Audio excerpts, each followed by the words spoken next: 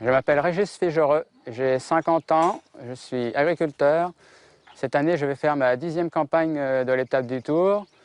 Je vais faire l'étape Modane-l'Alpe d'Huez et Issoire-Saint-Flour. Je m'appelle Guillaume Vidal, 22 ans. Je suis actuellement en licence de biologie à Clermont-Ferrand. Je participe pour la première fois à l'étape du Tour, acte 2, Issoire-Saint-Flour.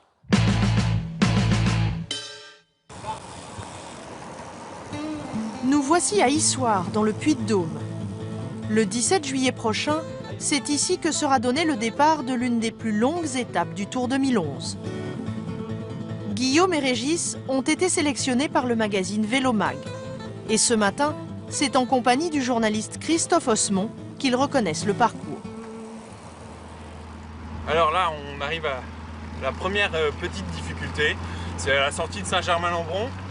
C'est pas vraiment une côte, alors du coup on a l'impression qu'on peut rouler vite, rester sur grand plateau et tout, mais finalement, quand on a monté ces 3-4 paliers, à la fin on risque d'être un peu fatigué déjà, donc il va pas falloir rouler trop vite ici pour s'économiser en vue des 200 km qui restent à faire, avec énormément de vraies ascensions cette fois-ci.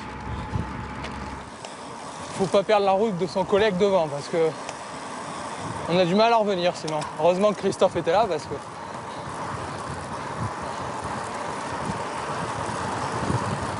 Ouais, là on avait le vent de face, le 3/4 face, et en plus comme ça monte c'est vraiment dur quoi. Ouais.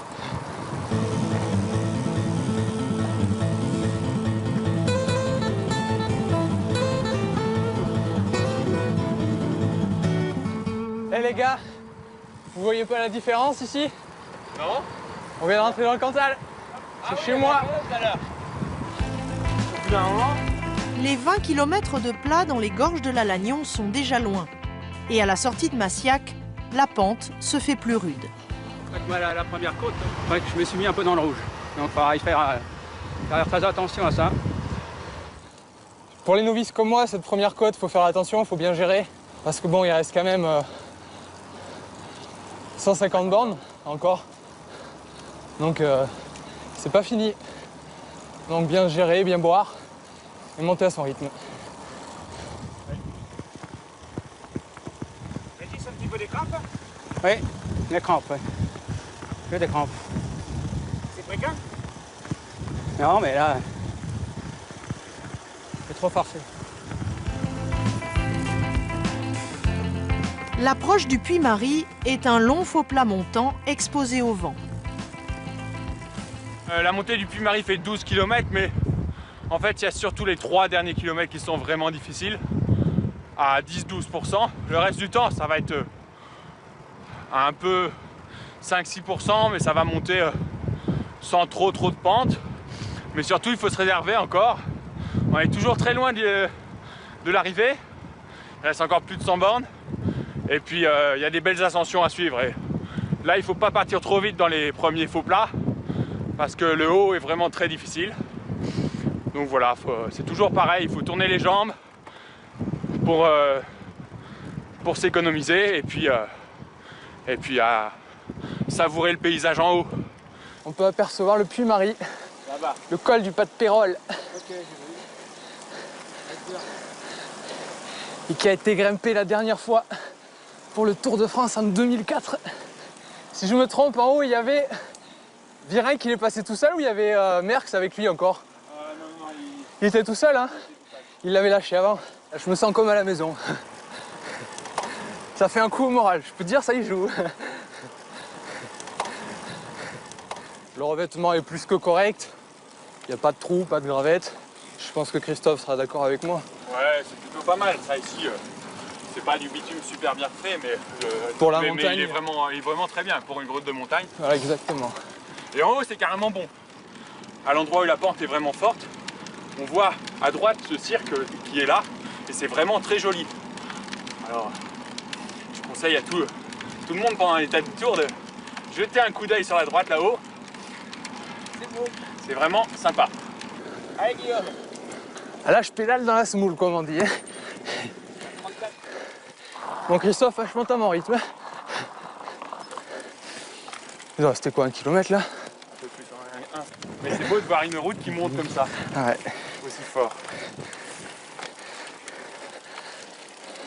On voit le sommet. Depuis tout à l'heure, je dis c'est pas difficile si on gère, mais là, avec la chaleur, les pourcentages, ça fait mal ces derniers kilomètres. Il reste plus que 500. On est au bout, mais bon. Il y a encore le Pertus, Super Lioran, la Vessière, Radbouc. C'est pas fini.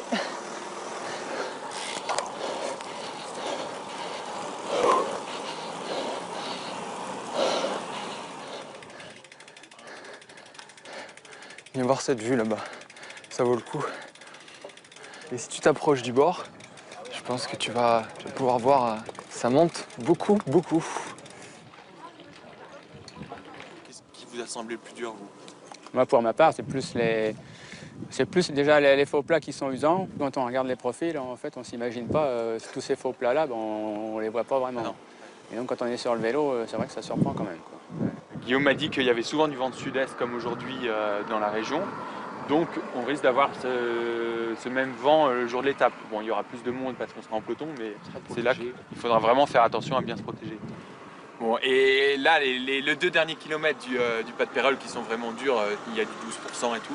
Qu'est-ce que vous avez utilisé comme braquet? Vous avez tous les deux le même vélo avec du 34-28, c'est ce que vous avez mis à la fin, quoi. C'est ce que j'ai utilisé. Ouais. Même 4,28, oui, à la fin. J'avais même mis avant. C'est bon. Il faut s'économiser. On est à la moitié, quoi. Donc, il faut même s'économiser. Donc, faut pas avoir peur de tourner les jambes. Ouais. Ok. Bon. Et ben alors on est parti. On va faire la descente vers Mandat-Saint-Julien. Et puis après le col du Pertus, qui sera vraiment adapté à tes qualités, Régis, puisque là, tu vas trouver du pourcentage. Ça sera plus du faux plat maintenant. D'accord.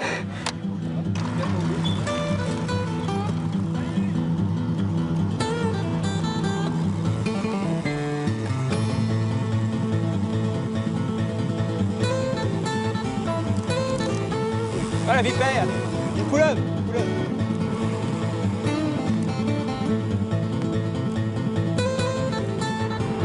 Ah, si on compte sur les autres pour faire des images de descente, t'es mal barré, hein.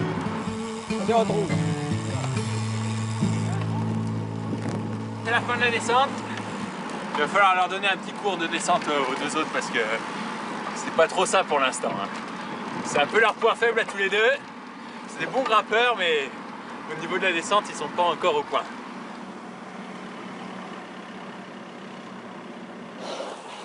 Les 3 hommes ont à peine le temps de profiter de l'ivresse de la descente que le col du Pertus se dresse devant eux. L'ascension est difficile, ils ont déjà dans les jambes plus de 100 km. Le col du Pertus qu'on est en train de monter, là, c'est vraiment la difficulté du jour la plus pentue. En haut du Puy-Marie, il y a du 12%, ici il y a plutôt 13-14 à certains passages, pas sur très longtemps, mais tout le pied, il monte au-dessus de 10% pendant 3 km, donc c'est vraiment difficile. C'est pas long, on a des braquets très petits, on tourne pas vite les jambes et on avance, on a vraiment l'impression de ne pas avancer, quoi. Les meilleurs, ils iront peut-être à 15, mais la majorité ira plutôt aux alentours de 10, quoi.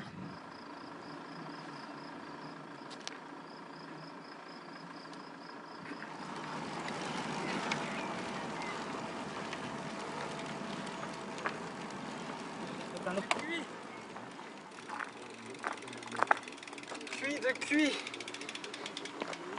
Là où ça fait mal, moi je trouve que c'est après les petites maisons là qu'on voit. Ouais. Avant la descente, ça remonte d'un coup sec et ça fait mal aux cannes. Toi, tu t'accrochais au fait que tu savais qu'il y avait une petite descente au milieu et ça t'aidait à monter, quoi. C'est ça, ça aide. Ça aide parce que tu te dis, ouais, déjà. Donc, à tous les gens qui vont chier, il faut s'accrocher, il y a une petite descente. Une petite descente qui fait du bien. Voilà, Bon, après, ça remonte, hein, mais. Exactement. Mais ça permet de récupérer et de final, repartir. je le trouve pas si facile que ça. Non, aussi, non, même il est si pas ça, dur, même, ouais. si ça monte, on me disait avec Régis, ouais, ça mettra tout seul, mais j'ai dit attention, c'est encore dur. Ouais, finalement, c'est encore dur quand même après la petite descente. Ouais. Ça continue toujours à monter fort. Sur le profil, pour moi, c'est la difficulté la plus grosse de Ouais. la journée. On a fait des bornes avant. Après la descente, direction Super Lioran. La route se cabre à nouveau sur 6 km avec des passages compliqués et une chaussée large. Il est 19h30, Régis, Guillaume et Christophe ne sont pas mécontents d'arriver au gîte. Bon, allez, on rentre au bercail.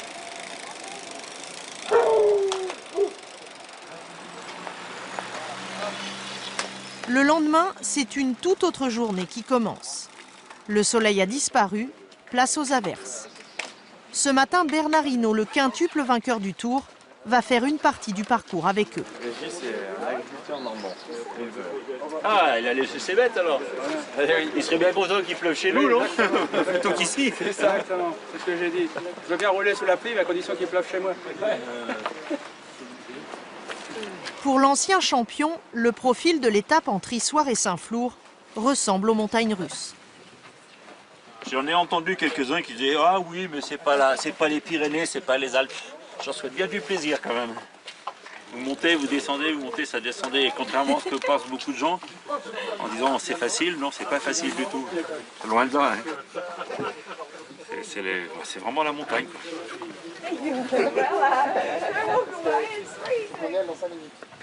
Pas esthétique, mais au moins ça va me protéger un peu.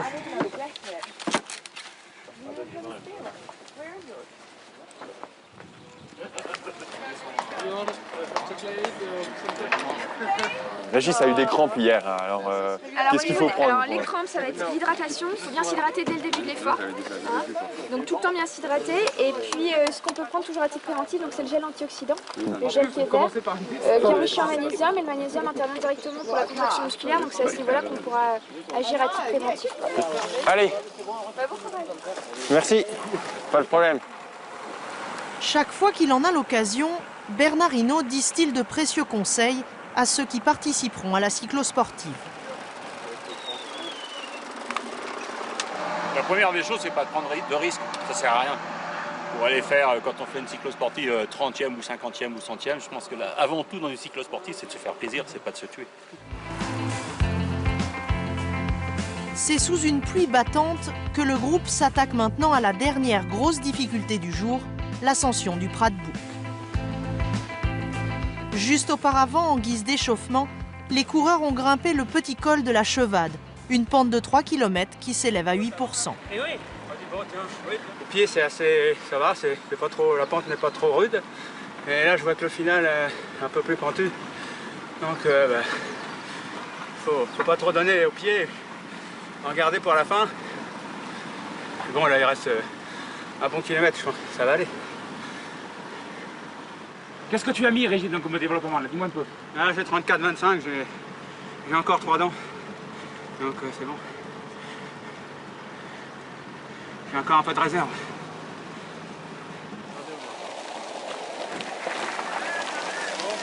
Alors le Prat de Bouc, c'est la dernière grosse difficulté de la journée. Elle est surtout difficile parce qu'on a déjà 150 bornes dans les jambes. Ça monte à 6-7%, il y a quelques petits passages à 9, mais c'est démoralisant quand on est fatigué parce que ça monte souvent tout droit sur une route un petit peu granuleuse qui ne rend pas tellement. Et donc il va falloir vraiment s'économiser pour être bien là-dessus, parce que je pense que quelqu'un qui s'est bien économisé avant cette ascension de Prat de Bouc, il peut prendre énormément de temps, il peut rattraper beaucoup de groupes dans Prat de Bouc. Allez, c'est bien. Vas-y, relance. Voilà, c'est bien. On arrive sur la fin de l'étape, là, je sais pas si vous voyez, mais Guillaume a beaucoup de mal à finir. Bon, il nous reste 2 km là, une petite montée jusqu'en haut de Saint-Flour. Il n'y a plus que ça. Allez, on y va.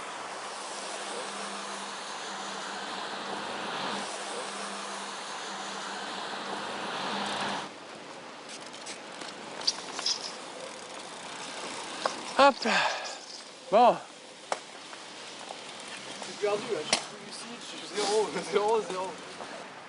À l'arrivée sur Saint-Flour, les 3 hommes ont à peine le temps de prendre une douche. Bernard Hinault leur a donné rendez-vous à l'hôtel de ville. Ton corps, il va te le dire quand ça va. Donc il ne faut pas non plus dire au départ, allez, j'attaque, je roule à mort. Non, non, non. Et comme tu n'as pas d'expérience, justement, c'est peut-être même de faire un peu moins bien que tu espérais, mais au moins de finir. Ouais, mais c'est mon objectif, c'est ça, c'est juste ça. Donc c'est de trouver à l'occasion une bande de copains, et puis tu dis c'est le plus faible qui fait la vitesse, c'est ce qu'on fait nous. Comme ça, au moins, on est sûr que ça rentre, et puis comme ça, les autres l'attendent. Et là, c'est le plaisir. Quoi. Et à l'arrivée, tu bois une bonne bière. Tous ensemble. Parce qu'autrement, tu es obligé d'attendre les autres. Et quand, si tu es le premier, tu es déjà bourré quand ils arrivent. Et la Régis, qui lui Régis, c'est particulier parce qu'il court, mais il n'a pas le temps de s'entraîner parce qu'il s'occupe de ses vaches tous les jours, donc il ne s'entraîne pas. C'est pareil, c'est le savoir jusqu'où tu peux aller. Quoi. Régis, il l'a fait plusieurs fois. J'ai fait Limoges Saint-Flour en 2004. Ouais, bah, tu connais. J'avais fait 231.